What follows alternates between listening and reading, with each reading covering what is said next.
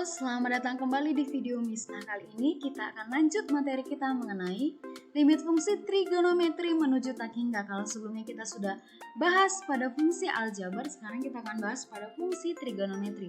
Nah, gimana sih penyelesaian limit fungsi trigonometri menuju tak hingga? Dia ada dua cara, yaitu menentukan nilai limitnya dengan menggunakan teorema Apit, lalu yang kedua dengan cara substitusi. Nah, kita akan bahas satu persatu. Jadi gimana sih kalau dia menggunakan teorema Apit? Kita buat contohnya. Misalkan, jika kita disuruh menentukan nilai limit X menuju tak hingga untuk sin X per X. Oke. Nah, kalau kita kerjakan menggunakan teorema Apit, kita harus mengingat bahwa nilai sin itu dimulai dari min 1 sampai 1, atau nilai minimumnya adalah minus 1 dan nilai maksimumnya adalah positif 1. Lalu ketika kedua semua ruasnya sama-sama dibagi X, berarti jadinya min 1 per X, ini sin X per X, ini 1 per X, atau artinya sin X per X diantara min 1 per X sampai 1 per X. Lalu karena kita mau mencari nilai limit X menuju tak hingga untuk sin X per X, makanya kenapa ini sama-sama dibagi X.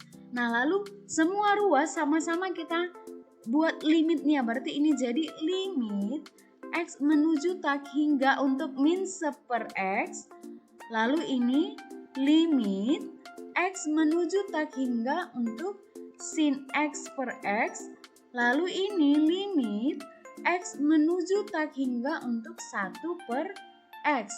Oke, nah kita ingat konsep nilai limit X menuju tak hingga pada aljabar, berarti ini limitnya berapa? 0.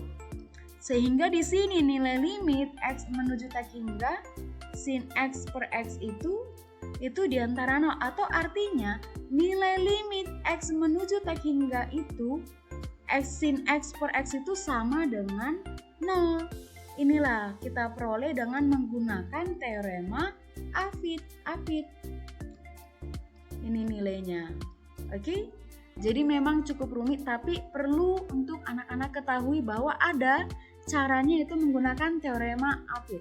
Nanti yang kedua yaitu dengan cara substitusi. Kita akan bahas untuk menggunakan yang cara substitusi. Jadi misalkan kalau ada contoh soalnya, kita disuruh menentukan nilai limit X menuju tak hingga sin 3 per X ditambah cos 2 per X. Oke. Nah, kalau dengan cara substitusi, kita harus misalkan bahwa Y itu sama dengan 1 per X, atau X itu sama dengan 1 per Y jadinya kan. Kalau kita misalkan Y sama dengan 1 per X, maka X-nya jadi sama dengan 1 per Y. Kenapa kita misalkan Y-nya sama dengan 1 per X? Karena kan di sini ada 3 per X. Nanti kan 3 per X ini kan sama dengan 3 kali 1 per X. Maka kalau kita gantikan nanti 1 per X sama dengan Y, nanti ini jadi 3Y. Oke, ketika kita sudah gantikan bahwa Y itu sama dengan 1 per X, maka X sama dengan 1 per Y. Sehingga di sininya untuk X mendekati tak hingga, maka Y-nya jadinya mendekati tak 0. Karena apa? Kan Y itu sama dengan 1 per tak hingga. Di sini kan X yang menuju tak hingga. Kalau 1 per tak hingga itu kan sama dengan 0. Maka nilai atau bentuk limitnya jadi limit Y menuju 0 untuk sin 3 per X itu kan 3 dikali 1 per X, berarti jadi sin 3Y ditambah ini cos 2 per X itu kan 2 dikali 1 per X, jadi cos 2Y. Nah, sehingga yang tadinya seperti ini dengan memisalkan mensubstitusi Y sama dengan 1 per X, maka bentuk limitnya jadi limit Y menuju 0 sin 3Y tambah cos 2Y. Nah, kalau seperti ini tinggal kita gantikan Y-nya sama dengan 0. Maka nilai limitnya sin 3 kali 0, berarti sin 0 ditambah cos 2 kali 0 cos 0. Sin 0 itu 0, cos 0 itu adalah 1, maka nilai limitnya adalah 1. Begitu dia. Ingat, kita substitusikan. Jadi kalau Y sama dengan 1 per X, maka untuk X menuju tak hingganya pun kita gantikan. Maka di sini Y-nya jadinya 1 per tak hingga. Maka di sini Y sama dengan 0. Maka untuk nilai limitnya adalah Y menuju tak 0. Dan bentuk limitnya jadi seperti ini. Oke?